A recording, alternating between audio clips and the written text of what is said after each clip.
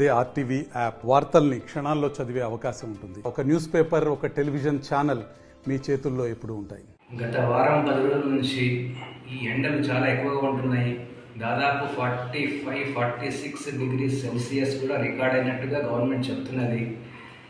ఈ ముఖ్యంగా old age వాళ్ళు కానీ, యంగ్ ఏజ్ వాళ్ళు అంటే చిన్న పిల్లలు కానీ మార్నింగ్ 10 వరకు పనులన్నీ ముగించుకొని ఇంటికి వచ్చేయడము, చల్లగా ఉండడము, అవసరం పడితే తప్ప బయటికి పోకపోవడము, ఏదైనా ఫీవర్, సన్ స్ట్రోక్ అట్లా ఏమన్నా వస్తే ఇమీడియట్గా హాస్పిటల్కి వెళ్ళి ట్రీట్మెంట్ తీసుకోవడము, తలనొప్పి, తీవ్రమైన జ్వరము 103-104 డిగ్రీ సెల్సియస్, బాడీ పెయిన్స్, ఇవన్నీ సిమ్టమ్స్ ఇట్లా ఉంటే కనుక గవర్నమెంట్ హాస్పిటల్కి వెళ్ళి ట్రీట్మెంట్ తీసుకోవాలని చెప్పి కోరుతున్నాం.